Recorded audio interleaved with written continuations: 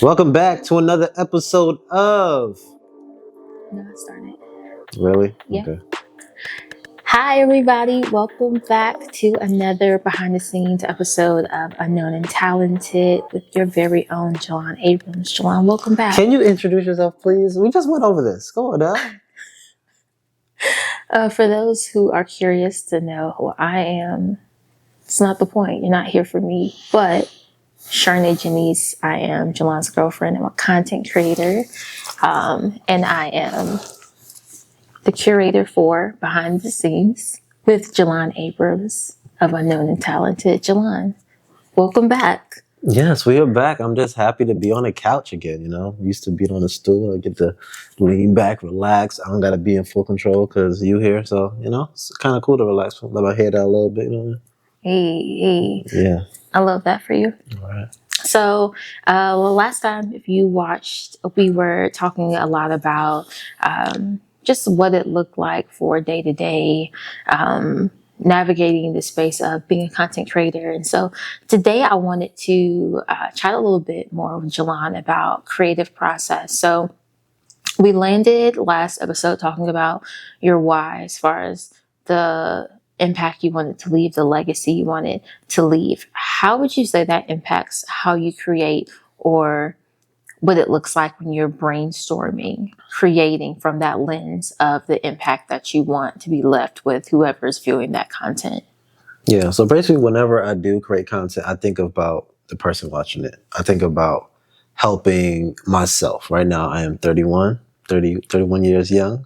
Um, but I think of like, what kind of content would I want to see at 25 or at 20 to help motivate me? So a lot of times when I do create content, I know it motivates a lot of people, but it's really motivating me. So I think about, waking up to work out in the morning. That's tough, but explain the reason why you're doing it. So I could legit go back and listen to it and be like, yo, this is speaking to me. So I create content that I want to see, not to really copy anybody else, but that I want to see, and then it ends up affecting everybody else. I love that. I love that. My bestie, I was talking to her the other day on speakerphone, and she was just like shouting out Jelan, like, "Oh man, like I really like your content. Like low key, it inspires me around my workout and my fitness." And I think something you spoke to is how content creators can stay authentic to themselves, because if you're creating something that you know that you need, even in that moment, or if you need it in another season, I think it just maintains that authenticity of the work that you're doing. I know a lot of time Pastor, when he preaches, he's like, I spend a lot of time thinking about like what it is I need. I'm thinking about what my children are going to need, So when you start thinking about it in that intimate way, then it creates, I think, a different level of impact. And so it's going to touch people in ways you didn't even think it could. Yeah. And I just want to expand on that because it's pretty much just staying genuine to you. You're not creating content to try to be anybody else or be the person yelling, "Get up, guys! I'm not going to be that kind of guy. I'm going to be the person that's me. And then when people relate, like that's why like Drake is popular, J. Cole is popular, Kendrick Lamar, is because people can relate to their stories. It's not just. If you can't relate, you're not going to really be a fan of them. So like they make relatable music. So when you're creating content, when I'm creating content, I'm making something relatable. So people are like, yo, I have a problem waking up to work out. I have a problem eating healthy. I have a problem of sticking to my goals. So now they relate to it and you've been build a following that way. I like it. And I think it creates a level of accountability to yourself too, because if I'm telling you to do this, now I gotta, you gotta practice what you preach. So you gotta be like, all right, let me make sure, like you said, I can play back stuff I created. I can go back and read things I've written for other people to encourage them. And it's like, it still hits like, okay, this is just as motivating to me as it is to the person on the other side consuming. Yeah. And it's also funny, like that one of my friends at work, he's, listens to the podcast as well as like Kristen. So he listens to the podcast as well. And he just explains to me like how it helps him out, Mm-hmm. So it's just funny that, he's saying, I'm setting my goals. It was like one of the early episodes talking about how you set goals where a lot of times you go after the easy goals. So let's say you have 4 tasks that are super easy, take the trash out, wash the dishes. Like you have all these easy goals that you can do, but then you have those big goals, rearrange my bedroom. I don't want to do that. I want to do all the easy goals. So now you're checking off things, but you never do that big goal that you need to complete. So he was explaining to me that, I'm working on going after the big things first instead of skipping over those. So that was actually pretty cool to hear somebody else be motivated by what I created. But like you said, I had to do it myself. Like I can't be speaking this and then next thing you know, I'm just worried about washing my dishes and, and I'm not worried about rearranging my bedroom. So, Yeah, yeah. So I think in that same thought, as far as like it being applicable to you when it comes to like what you're creating, when you're in that space, when you're starting to sort of flesh out how you're going to communicate those thoughts that are true to you that are probably going to resonate with someone else. What does that process look like? Like, how do you sort of start building out that story, start sort of creating that lens of which people are going to view that content from? So I start with the problem. I start, what's the problem? And then I start, so pretty much I start with the problem. I figure out how you're going to solve that problem and then how I'm going to deliver that message. So for example, the problem, we can't achieve our goals. That's the problem, right? And then now I think about the solution of, what we're going to do to change those. So we can't complete our goals. So now you think about, the solution of what you're doing, why you can't achieve that. So we're going after these little goals. Like everybody, they might set goals, they might not, but you have to think about the different levels of the people as well. So I have different times in my life where I am setting goals. I have different parts of my life where I'm not setting goals. So I'm trying to be able to speak to multiple people at the same time, but it's like really like parts of me. So I have one part of my life where I was setting goals, I'm going after them, another part where I'm not, but still having that goal. So thinking about the problem, thinking about the different ways to solve that problem. I give examples of my life. If you can't relate to my life, I give examples to what inspired me to actually go after this. So it's still speaking to me. And then we find, I'm stuck. Problem, solution, and then delivery. So I don't know if that answered the question, but yeah. No, I think so. I think it really spoke to something that I like, as far as like how you organize it, and how you get that process. So now, step before organizing it, you're just day to day. Like, I guess, do those problems sort of funnel in from your own life? Like when or are you sort of looking at content and you're sort of seeing things and being like, oh yeah, like a lot of people are dealing with that. Like, how do you sort of hone in on like what problems are that you can create that, content around? It comes from everywhere. It comes from listening to other podcasts. I listen to motivational podcasts and seeing the way they do delivery and be like, yeah, that's a good idea. And then like changing it, from my life. Conversations with people. I try to motivate people every day in regular conversation and see the kind of problems they have. And I'm like, okay, that's an idea. Or if I am going through something like, yo, I'm struggling right now.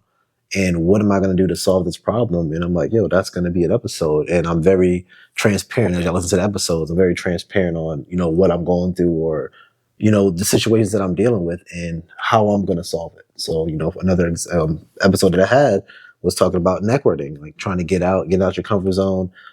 And, I went to an event and, ended up helping. So now I just explain to people from just a broad aspect of how important networking is. And now actually doing it. And now it's just like, yo, it changed something. So now you listen to it. Yeah, I'm just service level, but now I'm going deeper into what I actually experience. So a lot of it is just my own experiences and pretty much what I see day to day.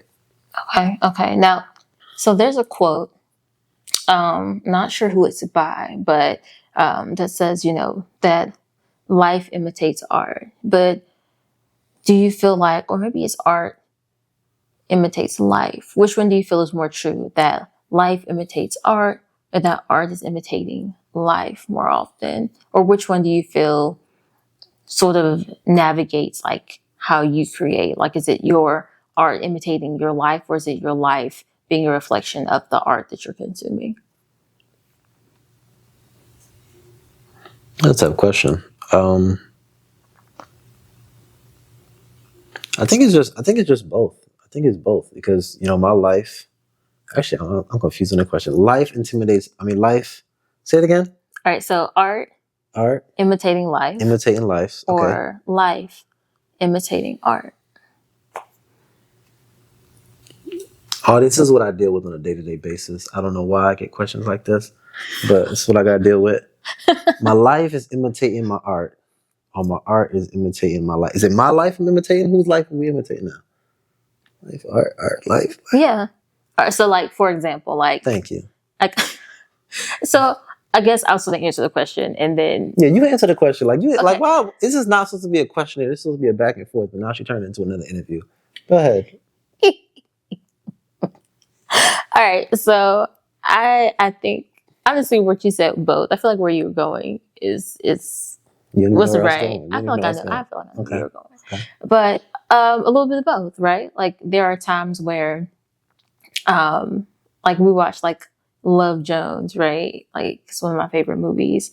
And like they're together, like she's a photographer, she's creating, he's a writer. And so it was funny because, you know, they had a lot of drama in their relationship. We do not. But it was it was cool, like sort of watching like the art sort of be a reflection of life. Like I love jazz music. And so it was sort of that dynamic of the art of that movie being a reflection of life, like thinking of the time 90s, like that was huge, thinking of New York, those spaces where people did like spoken word and things of that nature. So there was a lot of, I'm sure the narration or thinking about what this couple would look like was a reflection of what they saw in life, as far as they saw couples going to these kind of clubs, having relationships, you know, that's implemented in narrating and like deriving this story. But at the same time, the art itself, even there are like references to art, you know, written art, you know, they talk about different art, different writers in it. So then there's also like art being a reflection of the life that was happening at that time, right? Okay. Which I think those are like the interesting dynamics. So I think it's always that relationship of both. So I guess like in content, is it more like my life is being a space where I'm reflecting art. So like when we're doing creative things together, that's being more reflected, or the art that you create is more of a reflection of the things that you're seeing in your everyday life. Yeah. No, I think the art that I'm creating is a reflection of what I'm seeing in my everyday life. Because I even throw examples of movies that I love, different podcasts. I think it's, so it's basically my life in art form. I don't think it's just like art in my life. If that makes sense. I don't know. I feel like it's a weird question, but she's gonna get better, guys. Don't worry about it. But how about you? You're also a content creator, and you pretty much do, you know, craft. You write as well. And how do you stay inspired to create? Because you know, everybody don't got me in their life. So what do you do to stay inspired to create this art? Because if you haven't checked her material out, everybody loves it. She's, you know, she creates, she writes, she. Go ahead. I'm sorry. You're artist as well. She's painting. You could do a lot, but Thank just you. explain how you get inspired. Like how does the person that inspires everybody get inspired? Yeah. I think for me, I like the core of a lot of my inspiration was music for sure. I think I grew up just like always listening to music, growing up in like church, hearing music, and then like just going with my friends, and then I would hear like music that like I wouldn't hear at home, and it always had this interesting space. And then I had a very like diverse group of like friends growing up, so I heard lots of different music, and I think all of that, even like thinking about music and like theater and like, you know, musical movies, even like Disney, like their movies being musical, but then also like Broadway, like plays, and just all these different spaces where I was interacting, and the music told a story. And so I was always in my mind as I listened to music, trying to, in my mind, like create a story that paired with the music I was listening to. And then I would want to write a story that aligned with the music I was listening to. So like if we read a short story in literature, then I was correlating it with like a song that would like align with that short story. And then like what kind of art, what kind of imagery would align. So like they all sort of spoke to each other to me. So I think everything has always been like that. It's like when I listen to music, like I see a story in my head. My brothers and my sister, they all were in bands, so they played percussion, saxophone. So I would always go to their like live performances, and you would hear the music, and I'd be wondering like, what kind of story, what kind of movie would this music be played in? And so I think even as I create, I always usually have music playing. Now a lot of jazz, and that's a lot of lo-fi, a bit of Afro beats. And I'm sort of thinking as I'm creating the art, like what kind of story would this art be in? Like what kind of movie would have this kind of art? What kind of home would have this kind of art? So that sort of creates a story for me around what I'm creating. Okay. And so you did talk about listening to a lot of different music. Would you say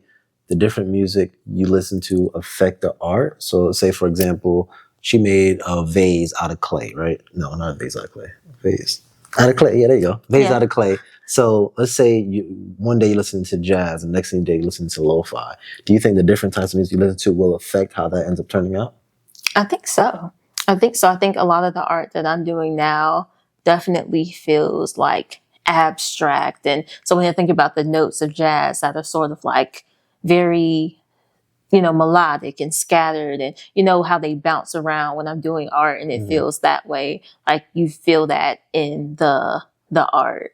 I think if I was listening to like orchestra, like the art pieces would be more like refined, right? Like it's gonna feel like what you're listening to, more playful, listening to Afro beats if I'm doing a piece that I want to be, bright and colorful. Like, so I think the different art, when I think about what music I'm listening to, I'm thinking about what kind of story the art's gonna tell. I like that. Because me, I'll create, I have a podcast, also create fitness content on my page. So when I am editing, depending on the music I use, that's going to change how I edit it. So I know for you, for example, how's your editing process? Because mine is I usually find the sound and then I, chop it up how I want for that sound. How do you create your content? Because you are creating content with art, creating content with travel, creating content with home decor. What is that process like? Yeah, for me, I work backwards. So I usually start with like just the footage, and I throw everything into to CapCut. That's what we use to edit, and then from there I mute it. Like I just want to sort of like look at it and then think when I'm looking at each image, like what sound is going to pair with that, and then I go into my sounds and listen to ones like what's a little more bubbly, what's a little more fun, what's a little more sort of jaded. Like what was it like when I was creating? Was it like a really bright sunny day? Was it like afternoon, maybe a little rainy? Like what sort of feels like what was happening when I was telling, like so that when the story is posted, that it makes sense, we did a splatter art piece. So that was definitely more playful, fun, bright, colorful. So like the music needed to feel like that. So yeah, I start with just the foundation of like what I'm looking at and then start creating that story with the music after that pairs with what I'm seeing. I like that. So you are doing a lot of different artwork. How would you explain to someone that is very creative, but they're kind of like shy. They're scared to start creating. What kind of advice would you give them? I mean, I feel like it's that cliche advice that's just like, just do it, The thing about art is it's very subjective. I think we say this all the time. Like you go into an art museum and you're like, what made someone feel like this was worth going on a wall and not worth going in a dumpster? Yeah. Who gets to be the person that says something is worth that value or not?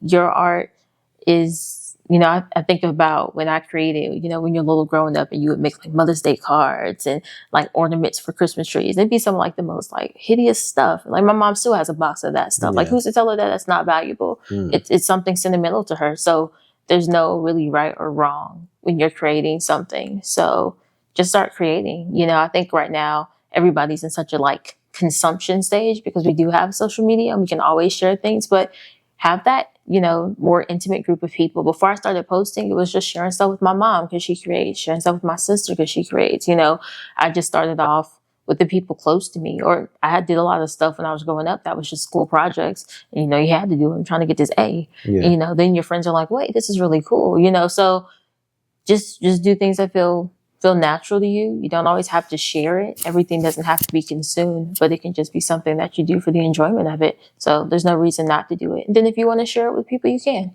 But it's up to you. It's your art. You don't have to, you don't owe anybody the creation unless you feel like it's something that is gonna, touch people, it's gonna impact people, then share it. Yeah. No, it's funny how you said stuff need to be in the trash. We went to the museum in New York. Oh my gosh. So yeah, so we pretty much done. We finished everything. We looked at everything. Then we saw a little room to the side, and it was like, "Oh, we missed that. We ain't go there." So we went in there. The minute we get in there, penises all over the wall. This lady kissing a cat. I'm like, I wish I took some pictures so we could post now, but I was just so disgusted. I'm just like, we made a beeline out of there so quick. Yeah. It was so odd. Yeah, it was so odd. And somebody said that was beautiful. I don't know how, but it is what it is. But you are a creator. Would you one day want to have like your own exhibit of different art? I don't know. I don't know if, I think the art that I create, the story I wanted to tell, is to be a reflection of the personhood and a reflection of life, right? Not so much to be observed, but to be experienced. So a lot of the stuff I'm creating is like home decor and things to go like in spaces, whether it's maybe like your office or even when I do decor sets for events. Like I want it to feel like a part of an experience that's lived, versus something that's like sort of viewed and sort of pondered, if that makes sense. Like there's different ways that you experience art.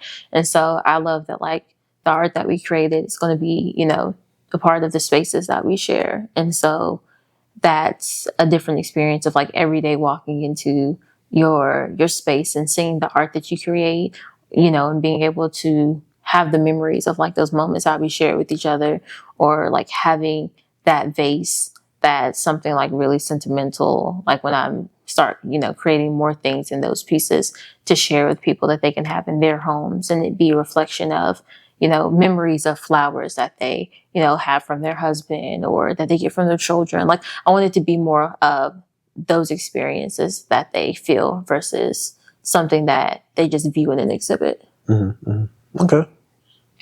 See me, if I'm creating, I need you to see my thing, because that's the different ideas of when I create something, it's going out. No matter how good, how bad is it, I did it.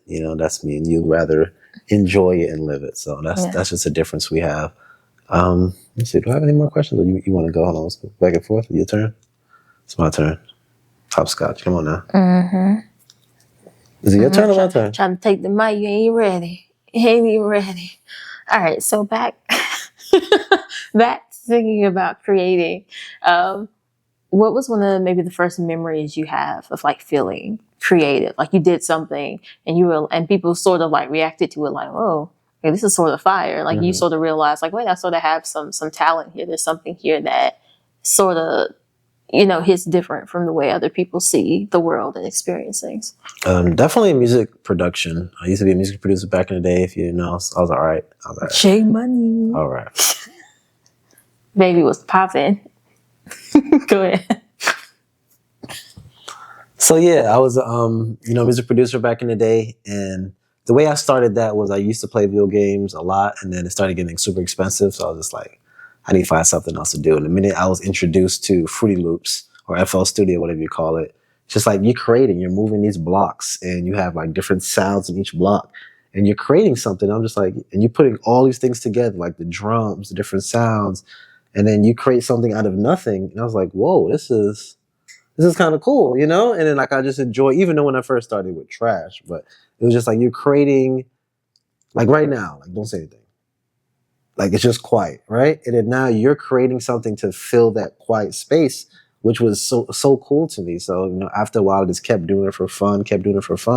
And next thing I started sharing with people, and people were like, yo, this is really nice. I like how you did this and that and this and that. And I'm just like, yo, I'm a creative right now, and it's just pretty much just moved into what I do now, like just creating videos, creating podcasts.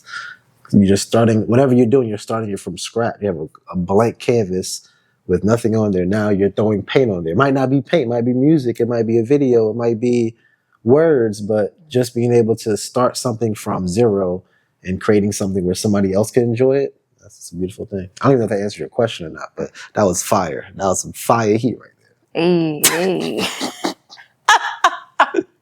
So you in a lot of spaces I'm sorry. with that. No, it's good because it made me think about just like creative process. So like you started out with a lot of music being like tied to your creativity, as did I. Um, and so I think Oh, is my shirt drooping or something right now? I can't really see it now. Is it good? I think you look good. Okay. You always look good. Keep going. Anyway, a lot of different creative spaces and how like it ties together, how it plays into each other. And I think that's one of the most interesting pieces, like reflecting on the different ways that my creativity have always spoken to whatever the next season of my life looked like, starting out with music, being in chorus and playing saxophone and doing all of like the musical storytelling, and then tying that into when I was in fashion in undergrad and thinking that's what I was going to do, and storytelling in that way, to still taking that love of aesthetic to art and design and home decor. So I think like nothing is ever wasted. Every season of our life gets to be sort of like a direction into who we're gonna like continue to grow and become, right? Yeah, so I have a question for you because I talked about my journey from music to where I'm at now. Yeah. Before we met, you said you were into fashion. How did you move from fashion into being more of decor? To keep it a buck, I needed a bag. And I was doing a lot of things in fashion, trying to create in that landscape. Lived in Atlanta for a while, met some incredible people, incredible just creatives, and just loved being in that space with people doing their own businesses, design, and decor, and like pop up events. But I just wasn't. It wasn't lucrative. And so I think we talk a lot about creativity as far as like art forms, but I realized that the creative way that I communicated could also be a landscape for transitioning into what I wanted to do monetarily. So I ended up taking this skill set that I was using in like working in bridal and doing that kind of sales and fashion, and pivoting into a sales landscape of mortgage tech, and then continue to just move deeper in the tech world. So I sort of got out of fashion as much just because it was definitely fun. Like, I still love playing around with aesthetic pieces, but now I'm sort of post the height of the pandemic have eased into like just some good old loungewear sets and being able to create. But yeah, it was sort of just a necessity of like, I really enjoy this, but maybe it's not the end all be all of how my creative gifts can be used. And there's another way that I can still be creative and, navigate it in a different space. So I think even last time we talked about flexibility, I hit this point where like I was so hard-headed about it. Everyone in my life was like, hey, like maybe there's another way you can do what you're thinking about doing, or maybe you're going to tap into another area. And I was just so gung-ho, like, no, I'm just going to do fashion. And finally I just hit this space where I'm like, okay, Lord, is this what you mean for me to be doing? Or is there something else that I can do that I still enjoy? And I love the work I do now. And it's still storytelling, it's still communicating in a way, and then I still ended up tying into visuals and art in a different landscape. So I think it sort of just stretched me because I had sort of put myself in a box with fashion. It was just cool how both of us started somewhere, where you were starting with your fashion. I started off with making beats, and now transforming into what we do now, where it's still kind of the same. So like for me, for example, me creating beats, chopping up samples, chopping up different sounds, and now where I'm chopping up videos, I'm chopping up my podcast audio, and it's still similar. It's not exactly the same, but it's still similar to you. You're dealing with fashion. Now you're transforming into, home decor, where you're dealing with different textures of art, your clay, your paintings, your different colors. So you're kind of blending those. So I just want to know, when was that time that you said it's time to pivot? It's time to say, you know what, this fashion might not be right, but I need to pivot. And I can go first if you want me to. Yeah. Okay. Well, for me, when I realized like this music wasn't working for me, it's just going months with not getting enough money. I'm just like, yo. And also listening to the songs people were sending me. So if you were an artist and you would send me trash songs, you the reason why I quit. You know, I'm just like, yo, I spent so much time on this music, and then to get the song back, and I'm just like, yo, like I know this song was better. You know what I mean? It made my beats sound trash. You know, I'm just like, I'm listening to it like, yo, my beats might not be as good as I thought they were, but this song is horrible. So and then I just started. I don't know the day I started creating edits and stuff. I don't know what it was. What day did I say, yo, I'm about to start editing videos? I don't know. That's crazy.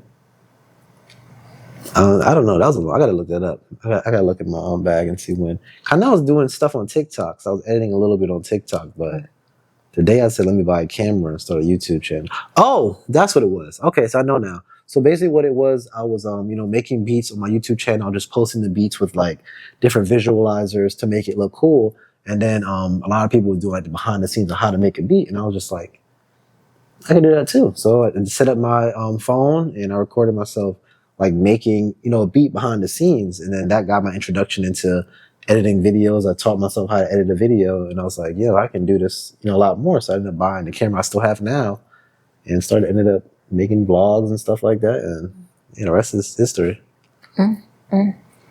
Yeah. I mean, I spoke a little to it. Same thing that you're speaking to as far as like, it not being lucrative. And I think even outside of that, because I know people be like, oh, you do what you love. Like, don't worry about the money. You do what you love. You never work a day in your life. I think you have to think about what your why is. And I think for me, my why was also building generational wealth. I had also obtained my master's, my undergraduate degree. And so like the math wasn't mathing, right? Like, so I had to consider what a pivot would look like. So I was sort of just thinking about this. But even I guess on like a personal level, I was working in bridal. I was back in Charlotte, and I was doing what I thought I really wanted to do as far as working in like apparel and, having opportunities to like, be promoted in that space. And I had everything I thought I wanted. And I wasn't really, I didn't really feel like at peace with it. Now, granted, during this time, it was also the height of the pandemic. So I don't know if much peace was to be found anywhere, but I didn't feel at peace with it. And so I was thinking to myself, maybe I should pivot. Honestly, I remember having so many conversations with people I love, like, hey, I don't think I want to do this anymore. And they're like, girl, it's, it's a pandemic. You better keep your job. And I was like, no, I feel you, but I feel like God is shifting me out of this space. I don't think I'm gonna do this anymore. So I started looking at other opportunities. I started interviewing. Sort of kept it low because I knew everybody was gonna be looking at me crazy. Like, you sure you're trying to change paths right now? But I'll never forget it because I just felt so sure that I was supposed to be moving, and then got confirmation. I went home, and there was the church service, and a woman I never met spoke a prophetic word to me, just confirming things that I know God had been telling me about transitioning from what I was doing. And so I came home, was like, all right, let me for real dig in to making that move. So I did. Literally at the same time that I had got the acceptance for the new position, transitioning into a different space, they were offering me a promotion at my current work spot. And I was like, oof, it was tight. I was like, oh man, what am I supposed to do? But I was just I knew I had to be I can't do this. I can't do this. And then in an even odder turn of events, put in my 2 weeks notice, accepted the other job offer.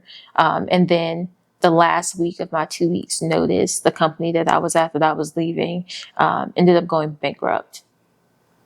So it's one of those moments where it's in retrospect, I'm so glad I listened to God and not my family. And it's you don't always ignore your family, but this is one of the moments I'm yeah, I love y'all, but I'm so glad I didn't listen to y'all. I'm really glad that I made that shift. So yeah, it was emotionally it wasn't feeling right. The math wasn't math, and I was yeah, I gotta shift gears. So That's wild. That's crazy. I didn't even know that story. That's crazy. oh yeah, yeah. Nah, that's crazy. But it's just crazy that they were giving you a promotion and they It going was about to go bankrupt. Where bankrupt. the money come from? Promotion where? They're trying to give everybody promotions. I don't know. They're like, yo, hopefully y'all can stay. I don't know. That's crazy. Wow. Yeah. I don't know where to go from there. That was intense. That was Yeah. pretty Haven't good. looked back. Yeah. Have not looked back. That's wild. Yeah. What else you got? Come on now. What's on the docket? This is yours right here. Come on now. I'm here. This is my like day off kind of, like I do the podcast. I'm focused. I'm locked in. When I'm with Charnae, it's just hers. So go ahead. You the boss. You're so funny. All right, so let's see. I will land it here. So when you think about like being creative, storytelling, what is one of your like favorite stories? Like favorite stories, like it can be music wise, media wise, but like when you think of like what makes a good story, like this is a good behind story. Like the way they told this story is fire. What's like a story like that you're like, yeah, like it sets the bar for like how you want a story tell. Well, that's. I think you told your story pretty good. That was a fire story. I ain't gonna lie, that was fire. Oh man, I don't know. That's a tough question right there. A story that's. See, I told you guys that's what I deal with all the time. Like it's the tough questions that I get, and I'm on the spot with the camera rolling, and just like, come on now, you gonna do me like this in front of my friends? Jeez. I don't know. What was a good story for you? You started off.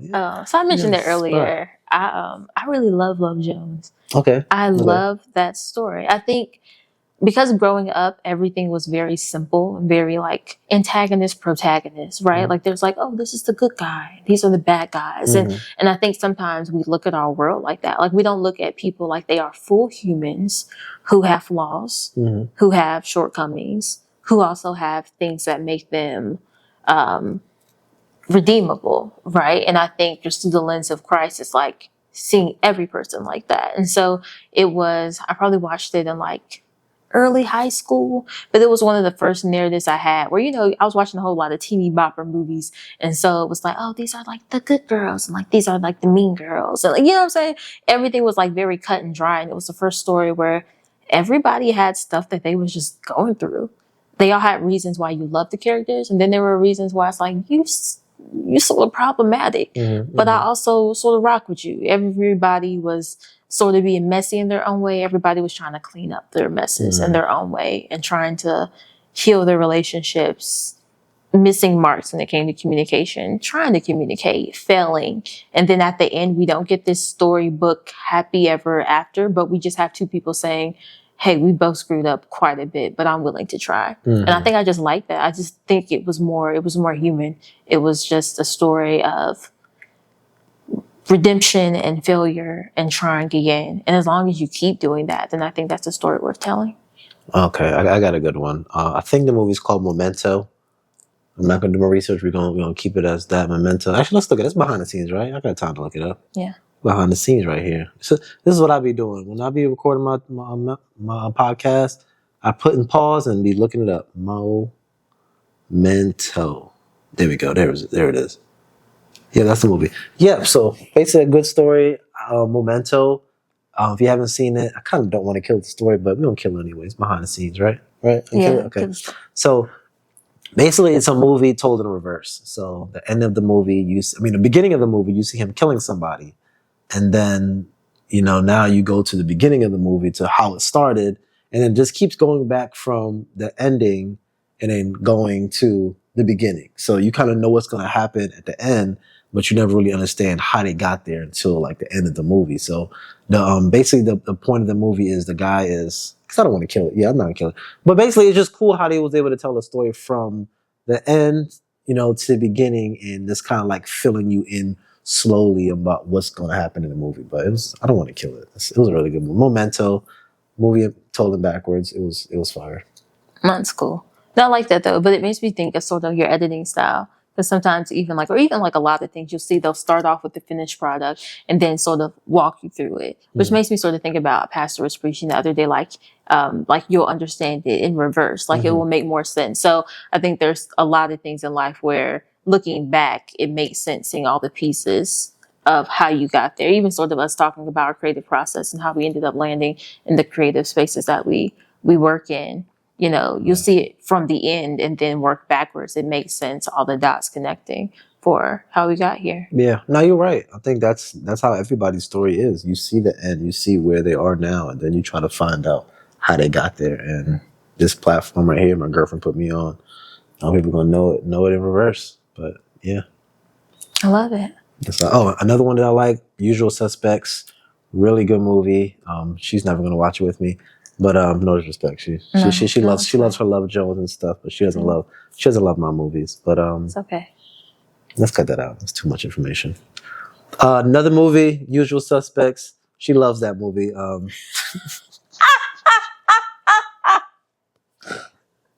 boy. What's I saying? Yeah, Usual Suspects, really good movie. Basically it's the guy where he's the crime boss. He's the basically head of everything, and then he pretty much gets caught by cops, and he's pretty much telling the story of this guy that's basically him. So he's acting like he's crippled. He's acting like he's like the weakest person there, but he's ended up the top boss, and he's pretty much explaining to the guy, a false story. Basically, he's looking around. They have stuff all around the room. He's just saying the mug and, a picture of a cat. And he's pretty much reading everything in the room, explaining to this guy about the biggest boss in the world, where it's pretty much him. And the guy doesn't figure it out until he actually leaves the office. So I think that's kind of dope. I'm not going to lie, that example sort of confused me. You might. All right, end the episode. We're done. We're done talking. Behind the scenes. It made no sense? Okay, so let me explain. Let me explain talking again. about a cat and a mug on the wall. All right. Let me explain again. Let's explain again. I'm sorry. We're gonna explain again. So cut everything we had before. We will come back here. All right, we're back. All right. We had a commercial break. Yeah, we had a commercial break. All right. Sponsored pillows by what's this place called? Where you get your sofa from? I don't know. All right. So another movie that I did like that told a pretty good story. Was it supposed to be movies or could it be anything? It could be anything. All right. Well, I think movies are the easiest for me. Another thing that I thought another movie. We chopping this up this time. Another movie that I thought was pretty good at telling a story was called Unusual Suspects or Usual Suspects. Yeah, Usual Suspects. I'm done talking. Come on, it's an episode. I'm done. You tired? I'm tired now. Okay. We've been talking for like 40 minutes. We have been talking for a while. Awesome. All right. Let's see. I was going to land it before. Now I got to figure out how to land the plane again. Give me a minute. All right, I can land the plane. You can land the plane? Yes. Right. I don't know. I'm tired now. I got a lot of stuff to think about. It's all right. I'm going to land it like we were landing it where I had ended it, where we had just finished. You talked about the other movie. That example made a lot of sense. Just talking about a story in reverse and talking about understanding our lives in reverse. I thought that was a great place to tie it up. I'm sorry. I'm getting excited. Start talking about cats and mugs. I'm so confused. It was a good movie. We got to watch that movie. We'll watch it. Now I'm curious. I think creative process is all about storytelling. So I think just understanding your story and then also the stories that inspire you just help to create that space for navigating what it looks like to communicate, because I think everyone does for sure have our own stories. And I think thinking more about like empathizing and being more merciful to others is integrated in understanding their stories. The couples be holding their hands on the videos. I'm like, man, y'all know y'all don't need to be holding hands all the time. God, I'm sorry. What?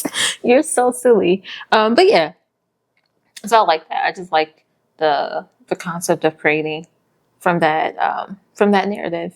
And then just, I think for me, whenever I guess I was going to pose the question, it's like, but I guess I'll sort of answer it and pose it. Sorry. But I was going to ask, like, what do you do when you get sort of away from creating, when you're trying to refocus? I think for me, just getting back to that place of like gratitude and remembering my why it brings me back to my story. It brings me back to those stories that inspire me and why they're so valuable and why it's so important to continue to tell stories. Sorry, I'm tired. We've been working, y'all. Listen, this is the what, third episode in 2 days? Boy, Yeah. I've been working. And we got another one later on. Yeah. What was the question again? Sorry. When you get away from when creative. you get away from creating. I don't get away from it. I create. I'm creating 24/7. I'm creating right now. I'll be creating after. I don't think I ever really get away with it. My mind doesn't stop, like, creating. Like, it doesn't matter what I'm doing. Like, my mind is creating. So yeah. But if I was to get away from it, how would I get back to it? It honestly wouldn't be too hard. I just start with just getting that inspiration from outside. YouTube, everybody's showing the behind the scenes from everything, and watching movies, television shows, just looking up these actors that are in these shows or directors, and watching their process online, Instagram, TikTok. It's just so much creativity around you. It's hard not to be inspired now. It's just so many different things you could touch on. I have a podcast, I edit videos. I don't mess with music anymore, but if I really wanted to, so it's so many different art we do it as well. So I think it's just so many different avenues to express yourself that it's kind of hard not to be inspired in some kind of way. So yeah, I think I'm a creative, and it's hard for me to get away. Keep calling me, keep calling me. All right. Well, thanks for tuning in to this episode behind the scenes of Unknown and Talented. If you have not already, please like, share, subscribe, and we will catch you next time. Until then, be easy. Let's turn it off. Silly.